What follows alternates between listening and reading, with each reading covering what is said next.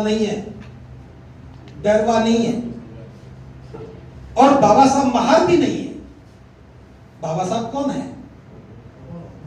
तो बाबा साहब को स्वीकार करना है तो बौद्ध तो बनना पड़ेगा, वरना चित्र टांगे जा। दूसरी बात, बाबा साहब ने बुद्ध का धम्म इसलिए स्वीकार किया ताकि समाज में जो विषमता है, गैर बराबरी है, शोषण है, उत्पीड़न है, भेदभाव है, इसका परमानेंट समाधान हो जाए।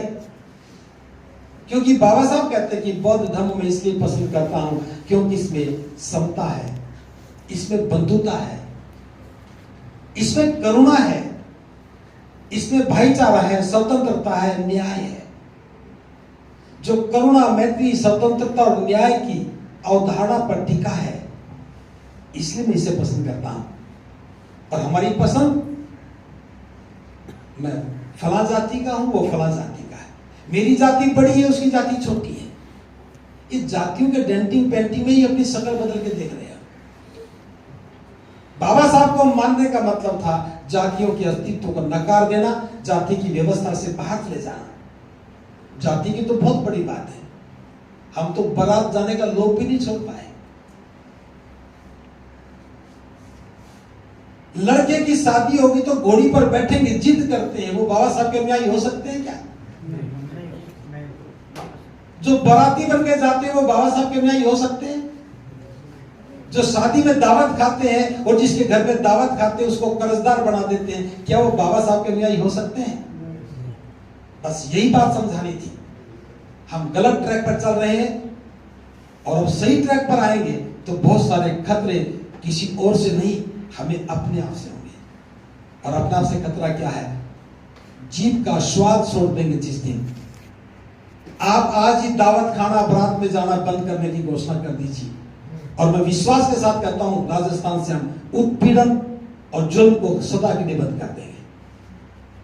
क्योंकि जब हम कर्जदार नहीं होंगे तो हम स्वाभिमान से जीवन जिएंगे। खेत खलिहान में किसी के क्यों काम करेंगे? मैंने यह अध्याय अपने गांव से सीखा, 7 साल की उम्र में सीखा। हमारे गांव में बहुत लड़ाई होती थी चुनाव के दौरान। हम हमेशा सत्ता पक्ष के ना गांव के पक्ष के विरोध में थे, और जब भी चुनाव आता था, झगड़ा होता था, मार पिटाई होती थी, और एक धमकी दी जाती थी, तुम्हें खेतों में नहीं घुसने देंगे। हमारे पास खेत नहीं थे, और मुझे वो बात याद आती है गांव के लोगों की। पंचायत की रात को पहला निर्णय यह था कि इस गांव का कोई भी व्यक्ति गांव में मजदूरी नहीं करेगा, किसी के खेत में नहीं जाएगा मजदूरी करने, गांव में भी मजदूरी नहीं करेगा। उसे अगर मजदूरी करते थे, मजदूरी करनी है तो शहर में जाके करेगा। और उसका परिणाम है कि आज मैं गांव से बाहर खड़े होकर के सभी लोगों को समझा पा रहा हूं, कीमत चुकानी पड़ती है किसी बदलाव के लिए।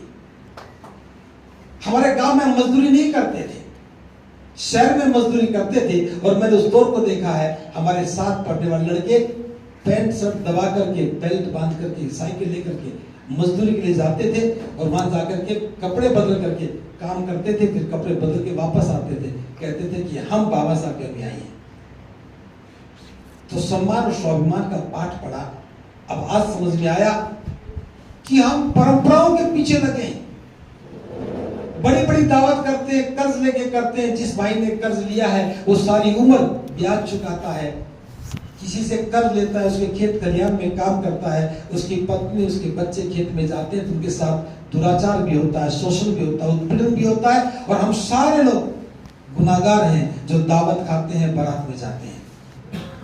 विषय ये नहीं था इस बात करने का, मैं सिर्फ इसलिए कह रहा हूं कि बाबा साहब को नहीं समझ पाए, इस बात का हमें अफसोस है।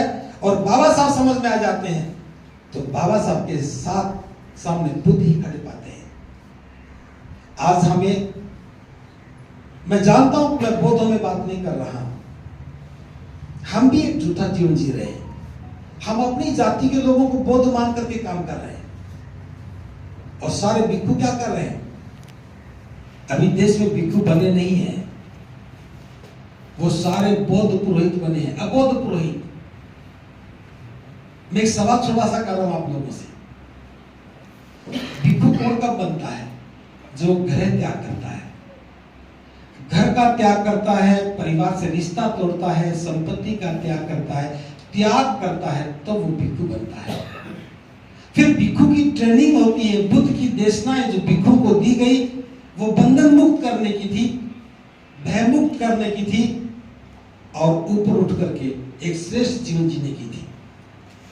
अब जिस व्यक्ति की ट्रेनिंग परिवार छोड़ने की हो, संबंध तोड़ने की हो और वो शादी संबंध करवाने का काम करे, स्थिति बिगड़ेगी या बढ़ेगी?